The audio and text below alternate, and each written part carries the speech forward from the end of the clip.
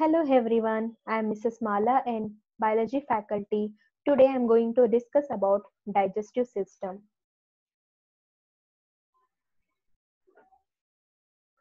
Learning objectives are introduction about digestive system, human digestive system, alimentary canal, digestive glands, mechanism of digestion.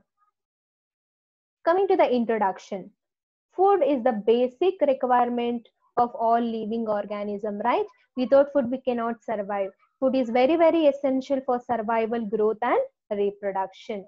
The major components of food are carbohydrates, proteins, vitamins, fats and minerals. Food cannot be utilized by our body in their original form. They have to be broken down into simpler substances. The process of conversion of complex food substances to simple absorbable form is called digestion. Digestion is carried out by our digestive system by mechanical and biochemical methods. Coming to the human digestive system. Human digestive system comprises of alimentary canal and digestive glands. The human alimentary canal runs from the mouth to anus about 9 meters long tube. The ducts of various glands open into the alimentary canal. See, the mouth, esophagus, stomach, small intestine, large intestine, rectum and anus. The pathway from mouth to anus we call it as alimentary canal. And the digestive glands are salivary glands, liver and pancreas. The alimentary canal and digestive gland together constitute human digestive system. Let's see that in the diagrammatic form. This is the diagrammatic representation of human digestive system. Here the food travels from the mouth, esophagus, stomach, small intestine, large intestine, rectum, anus. This pathway from the mouth to the anus, we call it as alimentary canal. Liver, pancreas, salivary glands are the associated glands or digestive glands which help in digestion process. Okay. Next, we'll see that mechanism of digestion, how the food exactly broken down into smaller substances. Okay. Now, let us begin mechanism of digestion. The mouth cavity or the buccal cavity contains teeth, tongue, and salivary glands. The teeth cut the food into small pieces, chew, and grind it. So, the teeth help in physical digestion. The salivary glands in our mouth produces saliva. Okay. Then our tongue helps in mixing this saliva with the food. The saliva is a liquid fluid which wets in our mouth, right? When we think about the food or when we see the food, we feel that watery substance is coming out from our mouth, right? That is nothing but saliva which is produced from the salivary glands. The salivary glands help in chemical digestion because it is mixing with a salivary amylase, that is enzyme. Okay, the human saliva contains enzyme called salivary amylase which digests the starch into sugar. The breakdown of the starch is nothing but carbohydrates. It is broken down into sugar with the help of saliva which contains the enzyme. This enzyme will act on the food which breaks the starch into sugars. Thus, the digestion of starch, that is carbohydrates, begins in the mouth itself.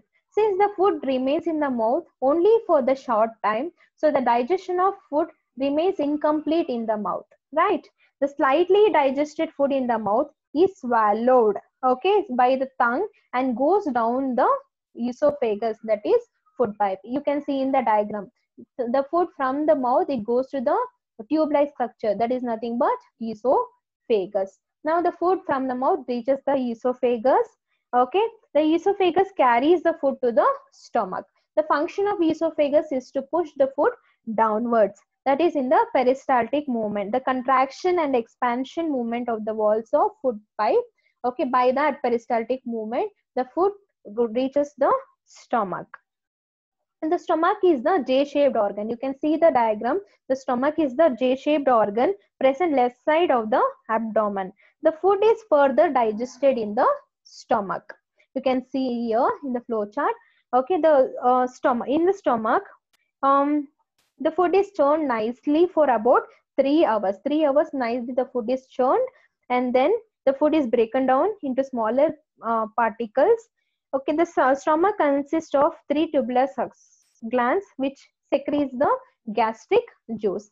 Okay, here the HCl is produced by the stomach, mucus is produced by the stomach, and the gastric juice are secreted by the stomach. Hydrochloric acid will kill the germs which enter along with the food and makes the food in acidic medium. The food has to be converted into acidic medium, that is done by the hydrochloric acid. Then the mucus protects the lining of the stomach. Okay, you can see here the stomach. Okay, the lining, this lining of the stomach is protected by the mucus because the hydrochloric acid is very highly acidic in nature. The stomach has to be protected from that. So the mucus is produced or secreted to protect the lining of stomach. So the food is in acidic medium because the food is mixed with the hydrochloric acid and converted into acidic medium. Then the gastric juice secreted in the stomach will act on that to break the proteins into amino acid. That is complex substances into simpler substance. Protein is the complex substance and it is broken down into simpler substance, that is amino acid. From the stomach, the partially digested food enters the small intestine. You can see in the diagram, from the stomach it reaches to the small intestine. Highly coiled structure is called small intestine. Now the food from the stomach reaches the small intestine. The small intestine is the largest part of the, you can see here, largest part of the digestive system or alimentary canal. It is about 6.5 meters long in adult male. Now the food from the stomach reaches to the small intestine. Okay, and in the small intestine, it is a site for the digestion of carbohydrates, proteins, and partially digested food will enter to the stomach and to the small intestine, right? Here the complete digestion takes place. The leftover carbohydrates, proteins, fats are digested in the small intestine.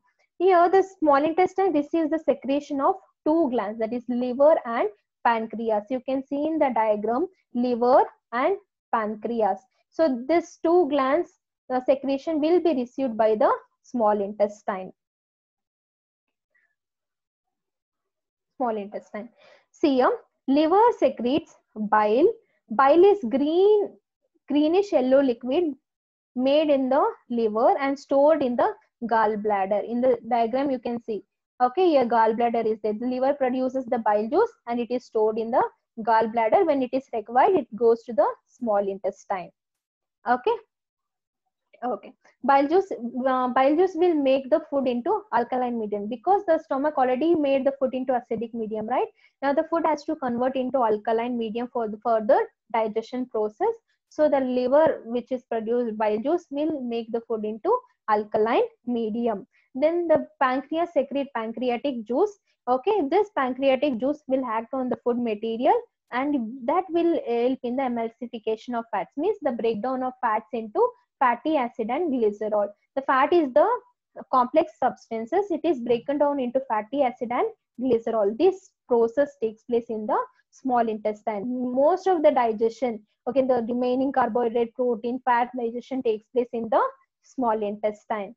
Okay, not only the digestion process takes place in the small intestine, even the absorption process takes place in the small intestine. Whatever the digested particle, the carbohydrate, protein, vitamin, all these are digested in the small intestine. That has to be absorbed by the body, right? So whatever we have digested, it has to be taken by our body, right? It will take through the small intestine. Small intestine contain villi. Okay, the finger-like projection which is present in the small intestine, villi. Okay, small intestine, which increases the surface area. The digested food will enter through the blood vessels and the unwanted particle goes to the large intestine. In the large intestine, reabsorption will take place. The absorption of nutrients of water, what remaining nutrients, water will be absorbed by the large intestine, the assimilation process takes place here, and it goes to the body, and the unwanted particle, removal of unwaste particle done by the rectum and anus. You can see here. From the small intestine, it goes to the large intestine. In the large intestine, the nutrients, water will be absorbed, and then it reaches to the unwanted particle will be removed out through the rectum and anus. And in the small intestine, large intestine, it is highly connected to the blood vessel. The digested particle will reaches to the body parts, and unwanted will removed out through the rectum and anus. Okay, this is the mechanism of digestion. Next, we'll move on to the flow chart, which consisting of major enzymes, their source and functions. Place of digestion, source, secretion, enzyme, digestive function is given in this table form. Okay, first we'll begin with the mouth. Mouth source is salivary glands. It secretes saliva, which consists of enzyme salivary amylase, which help in the digestion of carbohydrates. Then esophagus consisting of mucus glands, which secretes mucus, and enzyme is not present here, which helping lubricates of food bolus. Food bolus is nothing but the food which is mixed with the saliva. Next is stomach. Okay, source is gastric glands, gastric mucosa, mucous glands. Gastric glands secrete gastric juice, contains enzyme called lipase pepsin, which help in digestion of lipids into fatty acid and glycerol. Gastric mucosa secretes HCl and no enzyme here, and converts pepsinogen into active pepsin, and microbes are killed here. Mucosa glands secretes mucus and no enzyme here, and the function is to lubricate food. Next, small intestine. Sources are liver, pancreas, and intestinal glands. Liver secretes bile juice. Okay, and it helps in the lipid digestion, activates lipase.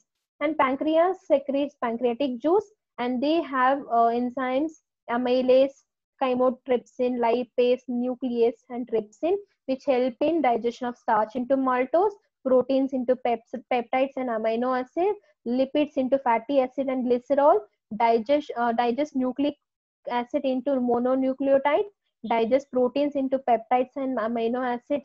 All these enzymes are present in the pancreatic juice, which help in digestion of carbohydrate, protein, lipid, nucleic acids. Okay, also the major digestion process takes place in the small intestine. Okay, then coming to the large intestinal juice secreted by the intestinal glands, which consisting of hormones heterokinase, lactase, maltase, peptidase, sucrase, which help in digestion of inactive trypsinogen into active trypsin, lactose digestion, maltose digestion, polypeptide digestion, sucrose digestion. All these takes place with the help of intestinal juice secreted by the intestinal glands in small intestine. Next is large intestine. Source is mucus glands, which produce mucus and no enzyme is present. The function is to lubricate.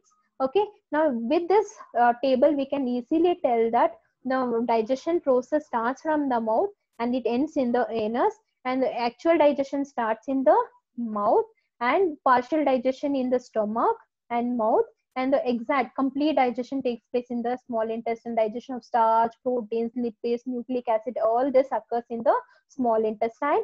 And then the function of large intestine is to lubricate food and also to absorb the food, and the remaining will be thrown out through rectum and anus. The unwanted particle, the fecal matter, will be removed out through the rectum and anus. This is what about the digestive system, human digestive system. Thank you.